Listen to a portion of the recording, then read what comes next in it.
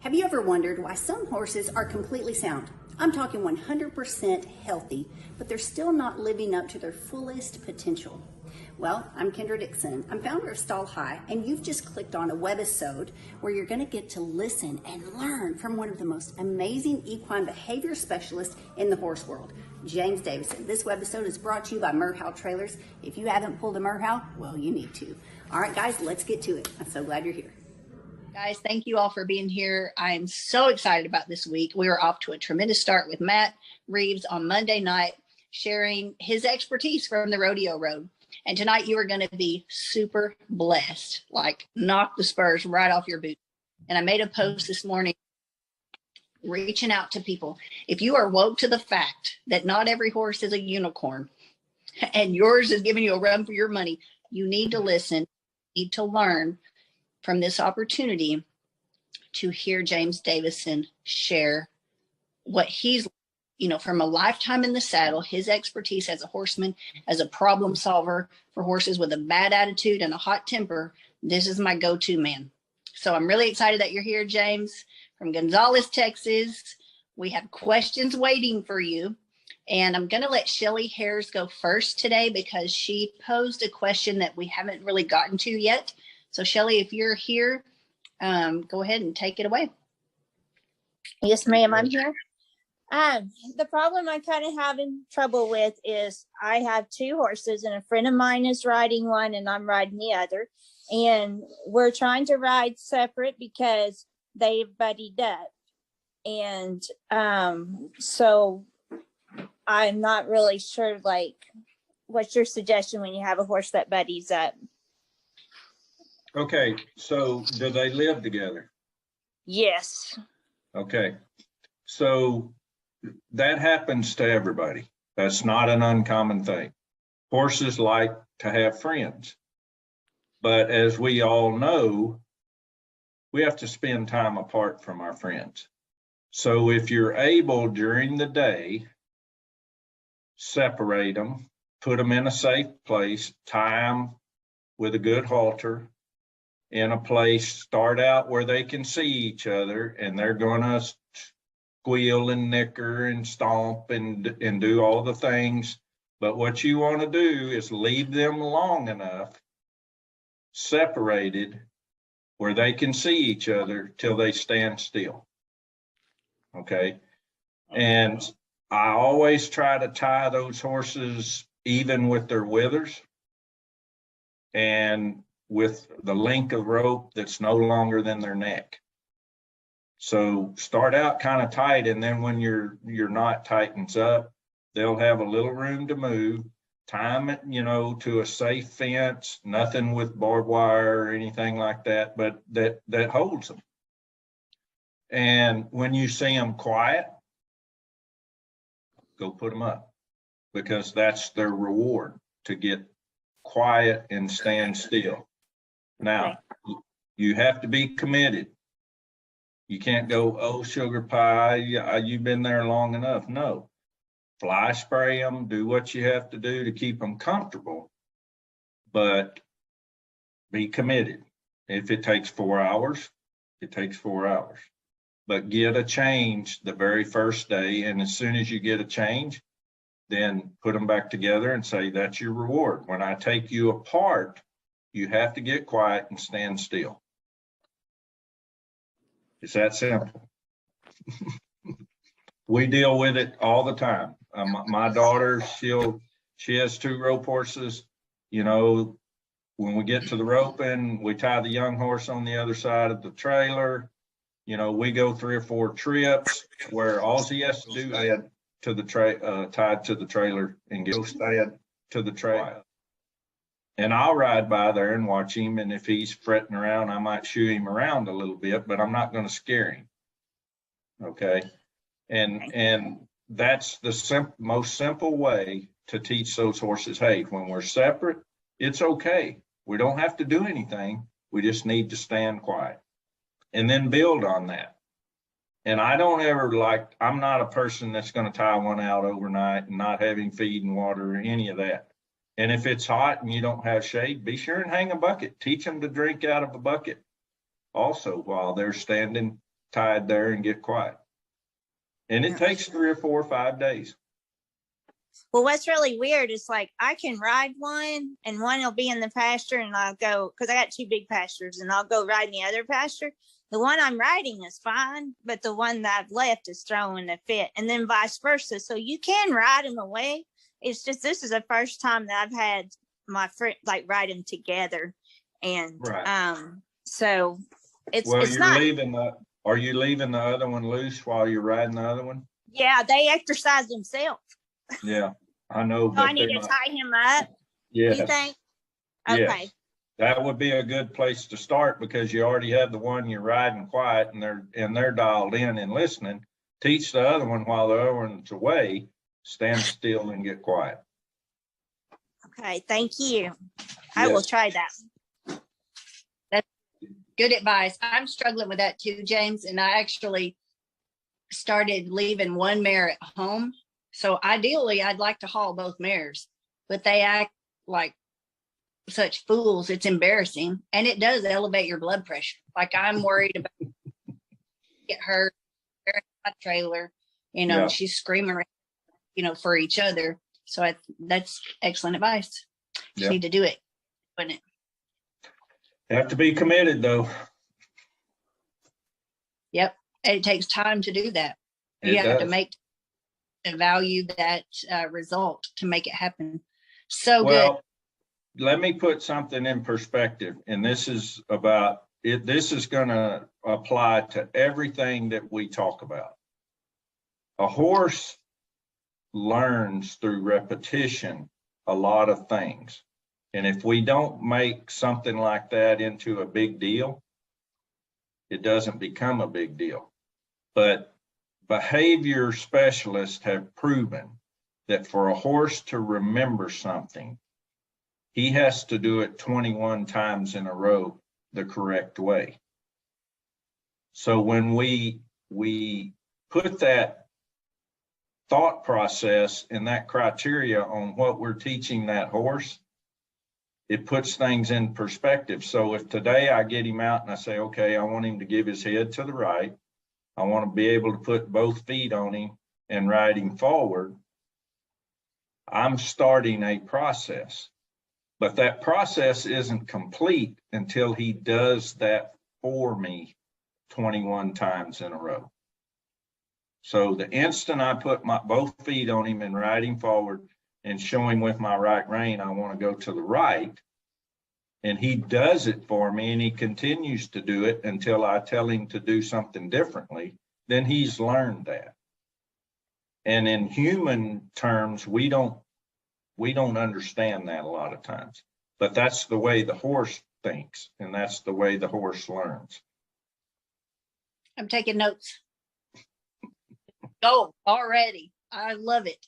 And Perfect. I think it's really interesting because I see so many similarities with horse characteristics and the way a horse processes information and personalities as I do in humans.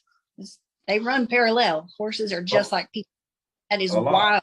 Yeah. I've never ever heard that about 21 times, but they say it's true for us too. You have to do something for 21 days in a row for it to become a habit.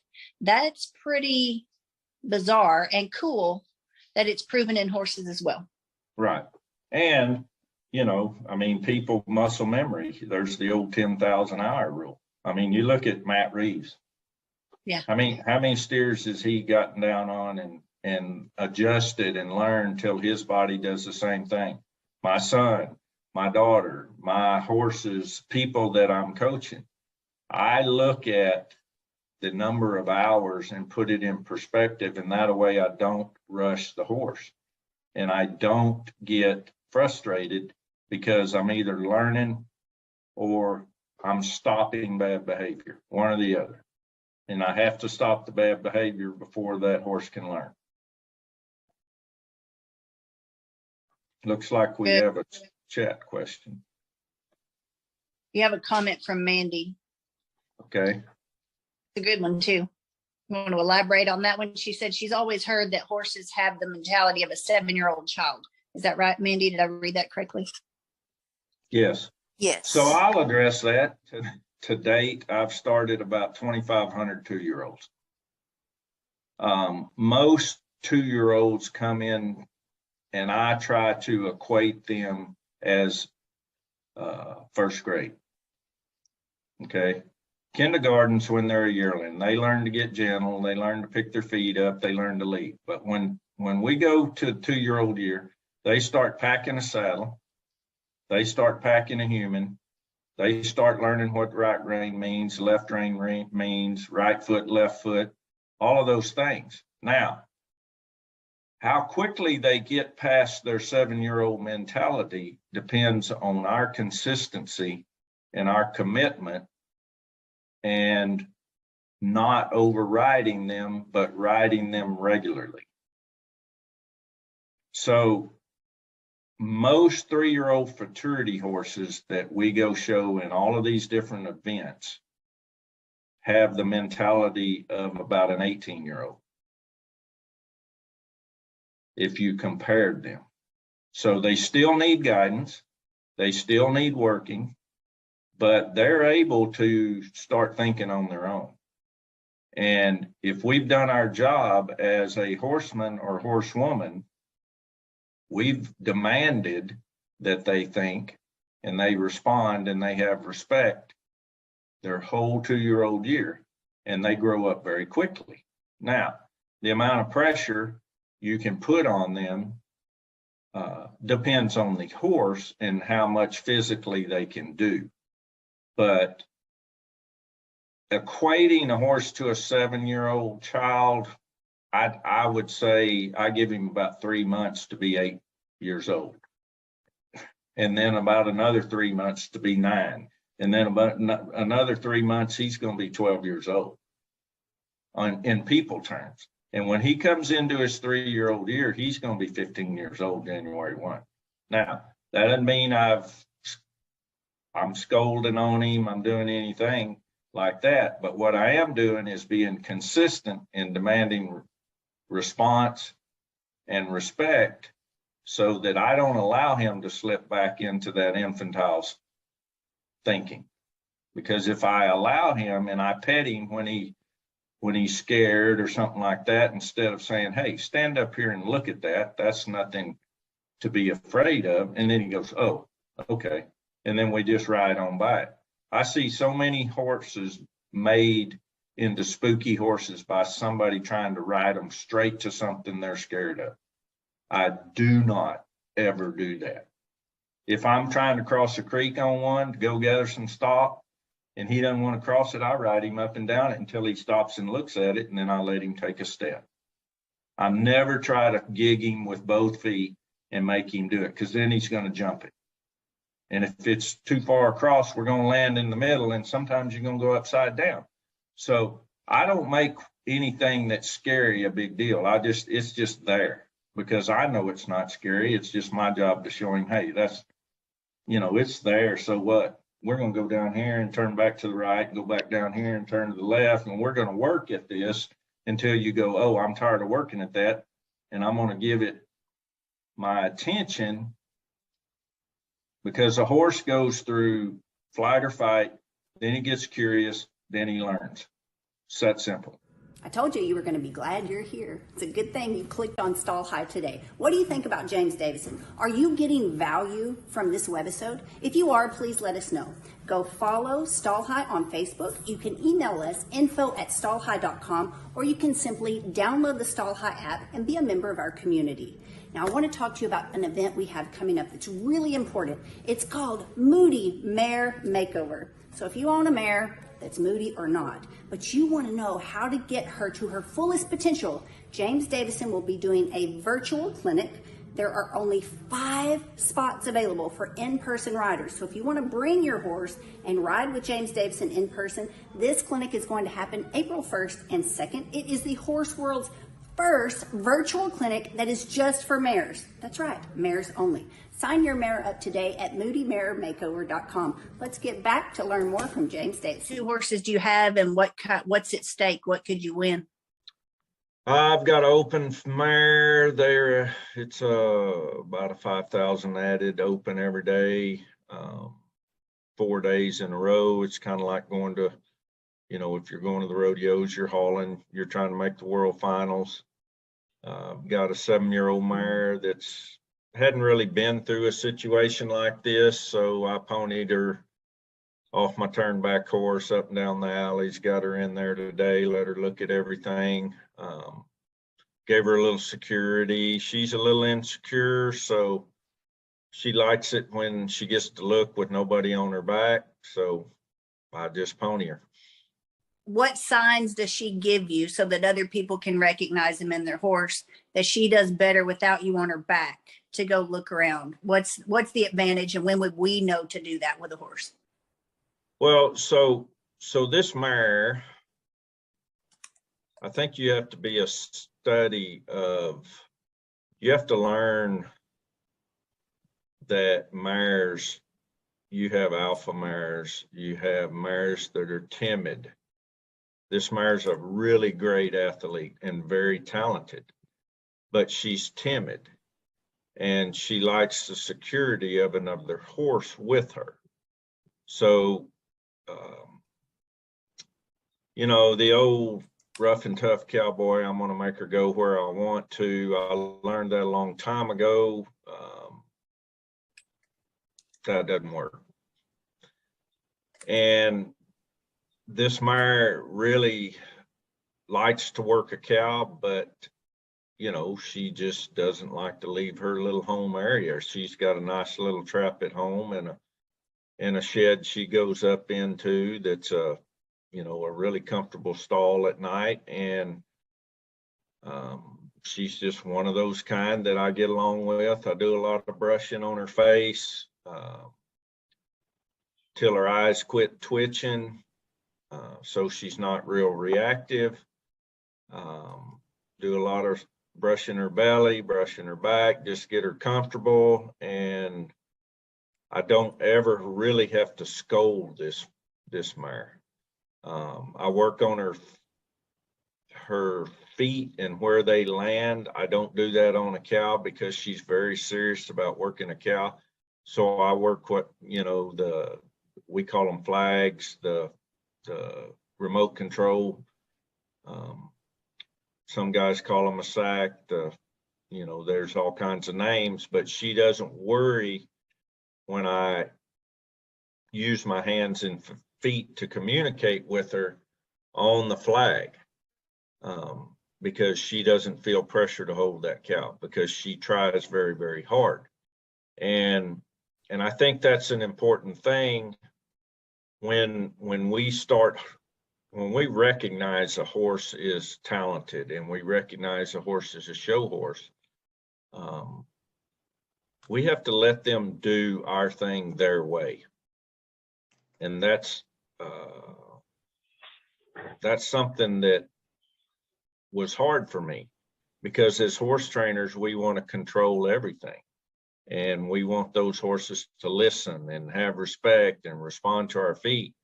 But once I think you get to a certain point where that horse starts doing what you ask them to do before you ask them to do it, you have to recognize that they're starting to try for you.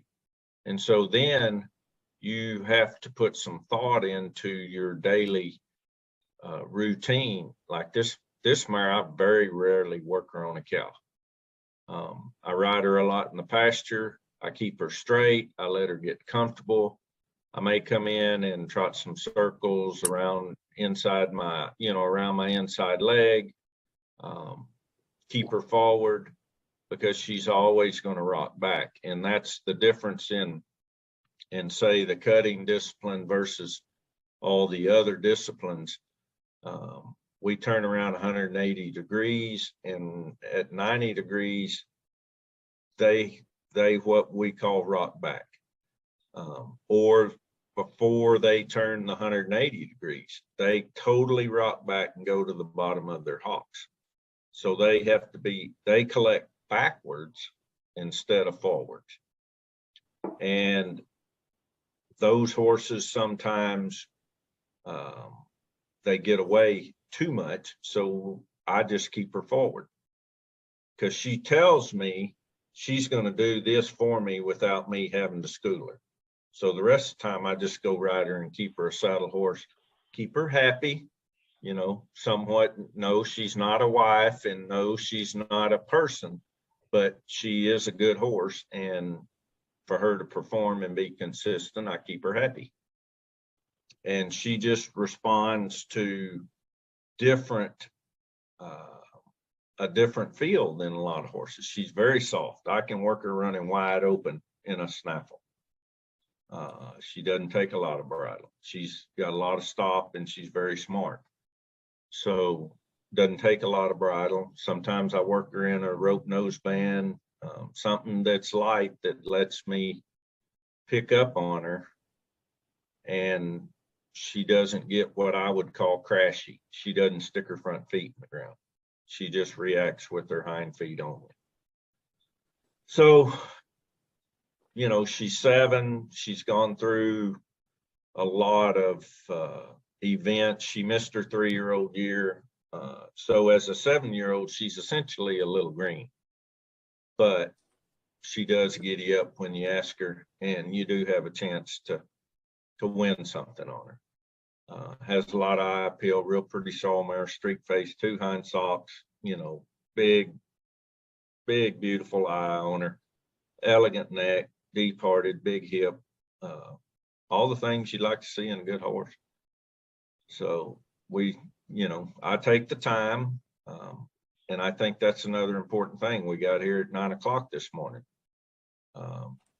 unloaded her, put her in a stall, let her get a drink, let her acclimate things, went to unloading cattle. And then when I got all the cattle situated, then I just trotted over there and saddled her. And I don't pony her without a saddle. And I don't ask me why. A saddle horse to me thinks that, hey, you know, we're doing this for a purpose. No different than if I tie a horse up saddled. That means, hey, get ready, get your mind right. We're going to go to work here in a little bit. And after I work, if I tie them up, I don't have a saddle on. So those are just repetition things. I'd argue with anybody that a horse learns to read those signs over time. And that consistency gives them something that they can have security in, and then their mind can start focusing on what we need to for them to do for us. Taking notes, that's really good. Consistency leads to confidence. Is that what you said? Yes, very important. And I think last time you weren't able to be on, but we talked about choosing our bit and using our hands consistently with that bit, and giving that horse 3 days to learn how to respond to that bit. I think that's an extremely important thing. And, you know, some bits with the diameter of the mouthpiece, you know, they don't have a lot of feel. And sometimes we have to make those bits mean something to that horse. But that's what we have to do to teach. So through consistency and setting it up correctly every time, that horse is not going to do it right the first time. So we just keep setting it up, and they keep trying, and pretty soon they get it. And once they get it and they move their feet correctly, then we quit. The very first time a horse does something correctly, we need to quit, because that's his reward. And if we don't reward him, he doesn't know what he did right or what he did wrong. He misses the opportunity to absorb that knowledge. Ooh, that is golden, and I love it. So good. I think we fall into a trap, especially when we're young, or just starting out. And you could stay in this trap for 20 years. We repeat because it's fun for us, or there's an advantage for us. We feel like we're learning, we're getting better. But if we're getting better at the horse's expense, it doesn't come out in the wash. Right? So go back, because we missed part of that. You were saying it pays to understand the mechanics And then you Yes. started talking about chalkboard, but you cut out. Right. So you have to understand the mechanics of what you're trying to do, because you go to a chalkboard and you write on a chalkboard a sentence and you don't like it and you erase it, there's still a faint bit of chalk left on there. Okay. I can't be upset with him. That's the key to a horse. He doesn't forget. He's going to do what he learns first. That's why the start is so important. You said, what did you say about doing? He remembers what you did first. Yes. A horse, your first interaction and how you teach him to respond and respect to you when you start, and he's a 2-year-old or even a yearling, he doesn't forget that. So that's why the start is so important. And, you know, there's guys that get famous starting colts, and they're supposed to be, because they understand how to interact with that horse and teach that horse how to move his feet and respond to the bridle and respond to the calf of your leg and your spur without scaring him. But they also know, hey, that's bad behavior. So they head that off. So they're good teachers. And, you know, probably one of the biggest mistakes I made is thought I had to be famous and show a horse, because I used to start arguably 120 to 130 colts a year. And I still like starting colts because it's a clean chalkboard. And I like to just sit and think and write yourself some notes. Okay, where is my horse? What does he know? And what do I want him to know? You know, set your goals up there and understand that the basics are the most important. And, you know, outline those basic things you want him to do. I want him to go forward. I want him to go straight. I want him to steer, and I want him to look where he's going when I ask him to go there. I think you just opened up a 5-gallon bucket of worms. Yep. I'm guilty. I learned this the hard way, and I see it happen because I made a living training and selling horses for so long. People think, well, I bought this horse that was already winning with someone else. I wrote a big check for him. And so now, like, I think it's easy to overlook, where is my horse at today? Yeah, we can get upset about the big number that we feel like we lost because things aren't working. But it's hard to go back and just evaluate what you have today, because you may have to back up and clean up some debris. So what would you say to people who feel like that right now? Like, uh-oh, I just spent $47,000 on this horse. I thought I was going to be able to get on and go run barrels and win rodeos, but we don't get along. He can't even go left. What do you say to that person? Well, you're probably not going to like what I'm going to say here, but I'm going to be totally honest. I have a policy is the horse is never wrong. And the horse is never wrong because the horse is honest. And he's only doing what A, you're allowing him to do, or B, you're telling him to do. Now think about those two things I just said. So if he's doing something wrong that you don't like, are you allowing him to do that, or are you telling him to do that? And if I'm allowing him to do that, then I'm going to say, hey, I'm not going to allow you to do that anymore. I'm going to do whatever. Saying, no, you don't want to go left? Fine. I'm going to go to the right, but then I'm going to turn you to the right and I'm going to go right back to the left.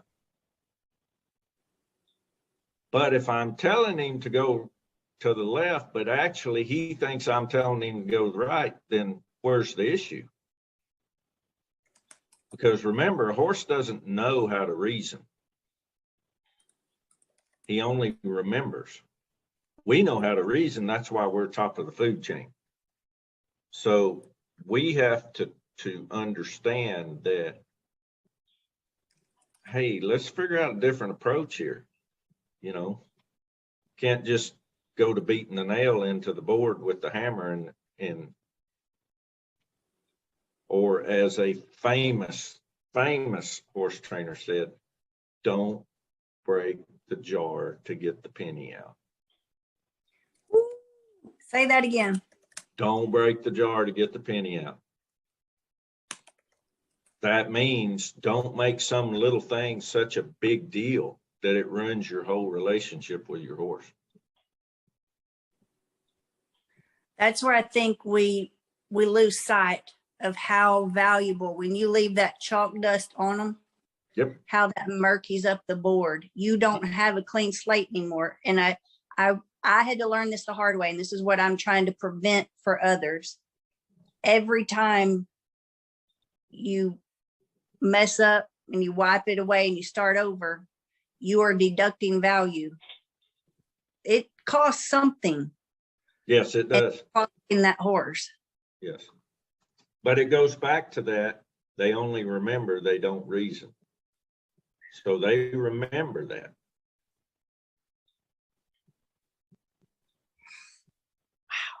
So as horsemen who want to get better, like we don't want to go pick up another sport.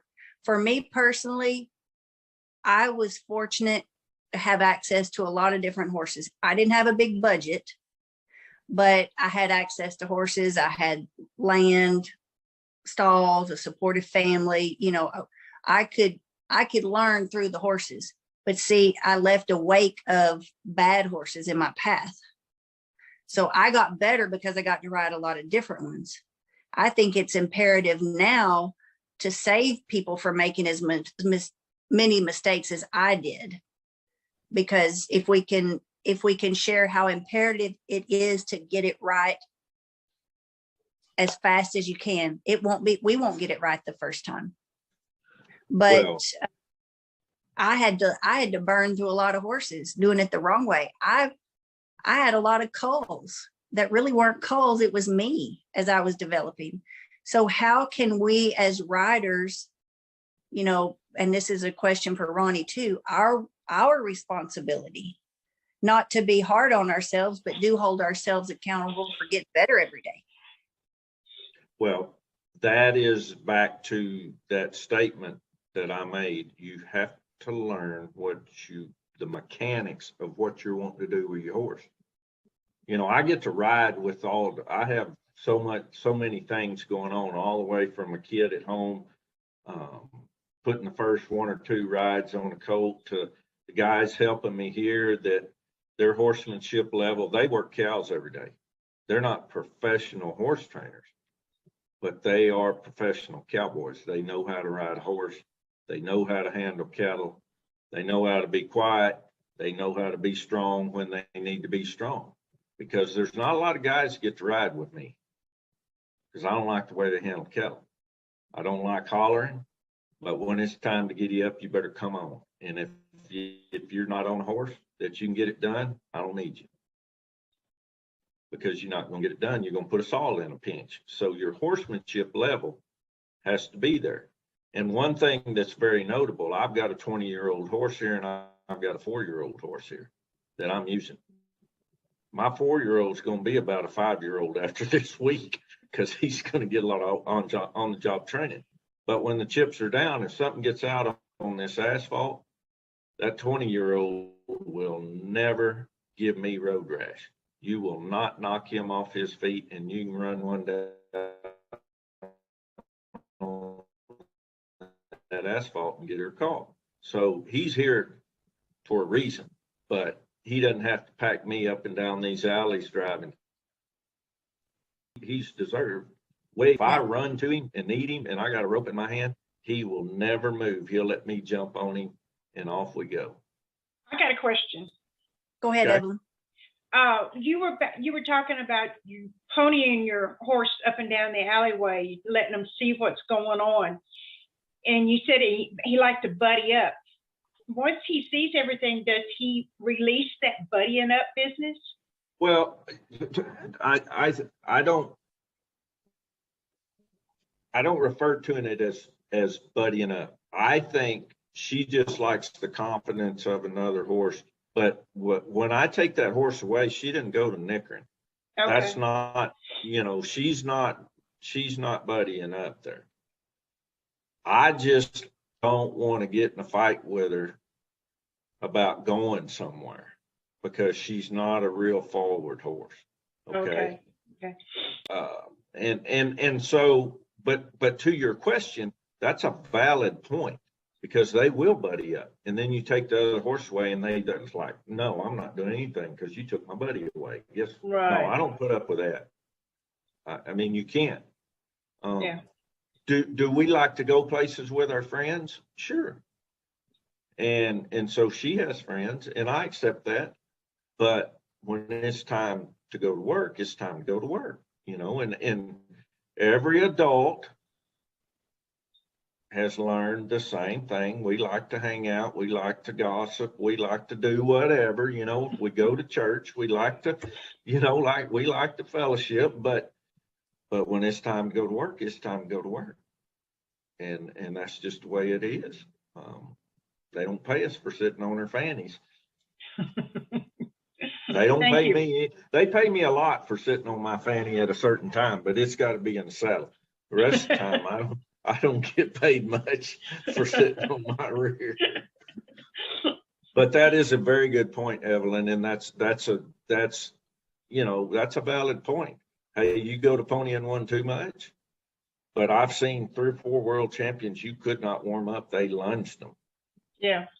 And sometimes we just have to say, okay, you're doing my thing your way. I'm gonna accept that. I'm gonna be good with that. Don't have to be a control freak. Don't have to rule over you. I know I can depend on you when the chips are down, and so I'm good with that. Very good question. Very good. Thank you. Question. Thank you for helping too.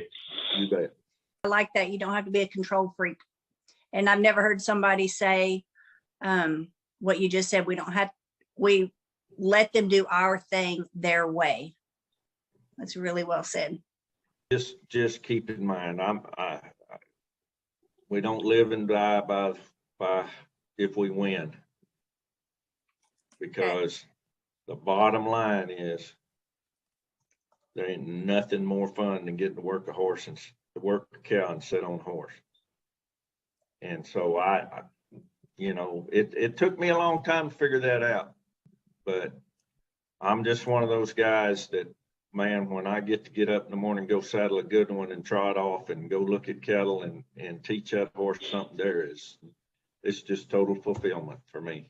So don't ever think riding a horse is a bad thing. If it is, you're making it bad. Back up, go do something that's fun with that horse.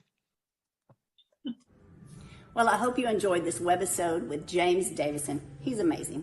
Every time we get to listen to James speak and share his experience from the saddle and the thousands of horses that he's ridden in his lifetime, it helps us all become better horsemen and horsewomen. If you're interested in attending Moody Mare Makeover Clinic, you can attend in person. There's only one spot left, or you can watch from the convenience of home. Sign up right now at moodymaremakeover.com. And a special thank you to Merhow Trailers. Once you pull a Merhow, you won't pull it.